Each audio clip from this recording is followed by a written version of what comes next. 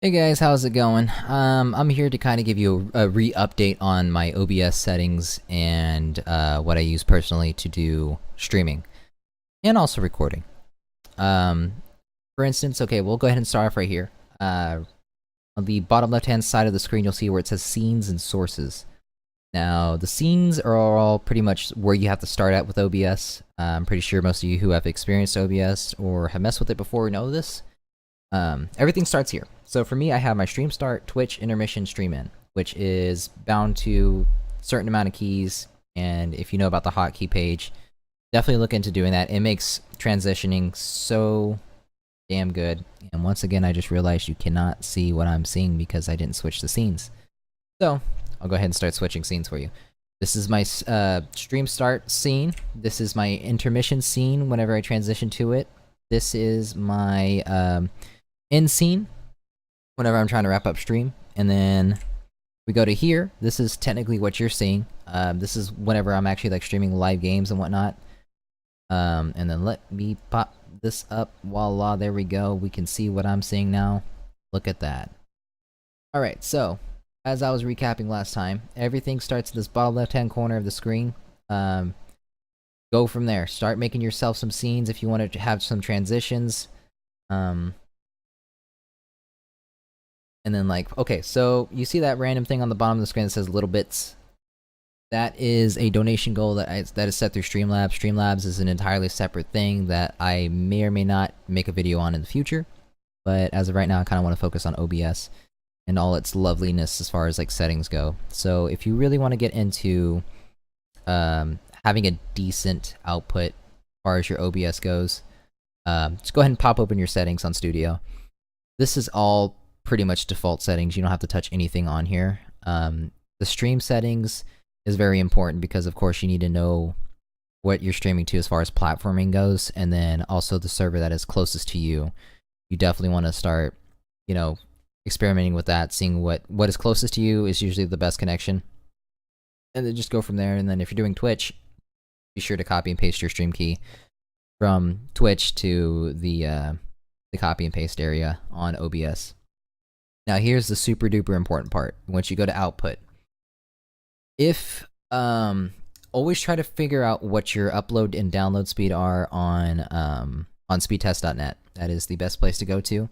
If you want to make this process even easier on yourself, change the results from Mbps to, I think it's KMBPS or something like that. Because that is what this video bitrate number is actually set to. It's not set to megabytes, it's set to, I think it's kilobytes, the proper term for it. But I essentially have 25 megs of upload, and your video bitrate is based specifically on your upload speeds. So say for instance, if you had an on average of 15 upload speed, you want to do almost half of it. So I would say about 7,200, somewhere in that region. Definitely not over 7.5, because if you go over 7.5, you're going to be hitting that 50% area, and then anything over that is going to be pulling from your gameplay. So you want to make sure you balance out to where your gameplay mostly has the focus on your internet, but definitely save at least, I'd say about 48 to 49% of your the rest of your bandwidth for your stream. The reason why this is that say if I was streaming and my video bitrate was set to like 2,500, which I think was honestly what I started out with way back when, and if I was playing a first-person shooter, if I was to turn very sharply to the left or to the right, it would get super pixely on your end. Mainly because for really fast-paced scenes, whether it be first-person gameplay or if just stuff in general is just happening really fast, the bit rate is not uploading fast enough to keep up with what's going on in your game. So it's going to make it look really fuzzy, and your viewers aren't going to have anything to look at other than a really fuzzy screen that they'll probably just end up leaving. So if you want to balance that out, like I said, you probably want to look around more of the 48, 49% range of what your total upload is. And so pretty much 10,000 here equals 10 megs of upload, which is still leaving me with 15 megs of upload that I can use to focus on my games with. And this is super helpful. Now, my encoder is specific to NVIDIA graphics cards. Now, this is definitely important if you have an NVIDIA graphics card, because The software is pretty much all OBS, and OBS pulls heavily from your processor. At least on my end, it does. I don't know about others. Maybe on others it doesn't pull so hard, but running it on through my graphics card is probably the best thing that I've done for my computer. And then the audio bitrate, honestly, 96 is perfectly fine. 128 is kind of where it starts getting really good. You can go up from there. Great example of a fantastic sound balance stream as far as like voice to game to, just in general. Check out the YouTuber slash live streamer, Gassy Mexican.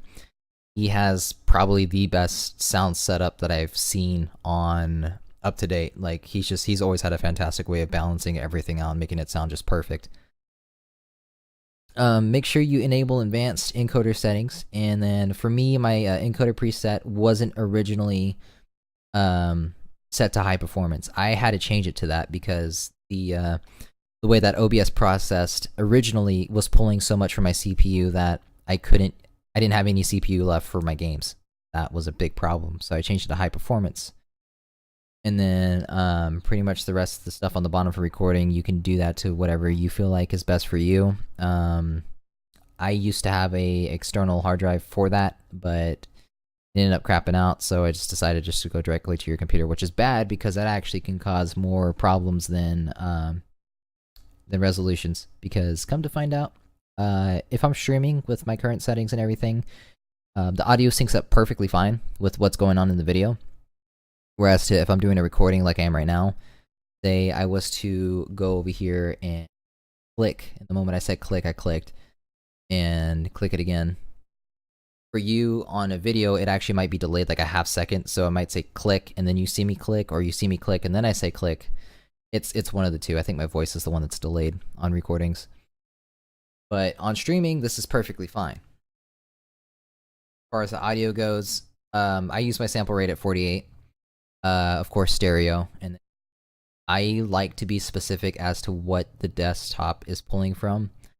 So originally it was set to, I think it was default, what the name of the setting is, but I changed it specifically to my Astro mix amp. So the audio that you're receiving on your end is coming directly from my mix amp. Well, not right now because there's no audio going on. You're just hearing my voice. This is coming straight from where it says mic auxiliary audio device. My ATR Audio Technica is what I'm talking to you through right now, and that's just pretty much just raw output of audio. Right here, this is also super important as far as like streaming goes. Always have your base resolution set to whatever your screen's set to. That is the utmost important thing for any and all persons who are trying to stream. Next thing is if you want to always pretty much guarantee yourself a consistent 60 frames per second stream that people will be able to watch, that doesn't absolutely kill everything you're trying to do as far as like data-wise or net-wise, your bandwidth. Definitely downscale it to 720. Downscale it to 720, and then the downscale filter, always put it to 32 samples. I kid you not, the sharpening from this makes the 720 look like 1080, if not even better. And then of course, keep that common FPS value at 60. You always want that. Hotkeys, this is honestly a preference to every individual. For me, I have quite a few hotkeys. The main ones is, okay, so start up here. If we go to the numpad on my keyboard, where you have like, what's called numpad, but the plus and minus is my start and stop recording, and then my times and divide are my start and stop for streaming. Now, if we go down here, as you can see, it's got the scenes labeled, intermission, stream end, stream start, Twitch, and all these you can see are bound to specific numbers on this. And that just makes transitioning a hell of a lot easier. I love transitioning on OBS Studio. It's super nice. Start your stream, boom, right here, starting the stream, got everything set up, it looks really clean, and then boom, go into the gameplay, taking a break, boom, on the breaks part, come back for the stream, ending the stream, boom. It's super fluid, super clean. I love it a lot, and like I said, it varies per person. Just fine tune it however you feel comfortable with. It is my favorite streaming platform that I've even attempted to stream off of. I used to try to use a video card way back when, and the software for it was just really crap. I think I still have it on my computer. Probably should take it off, but We'll see. And then that's pretty much like the gist of what you need from my standpoint. I have a 3.2 gigahertz processor and a NVIDIA 750 Ti, so my graphics card is very dated. If you ran the settings on anything that is past the 750 Ti, you'll probably get an absolute perfect 60 frames, never drop anything.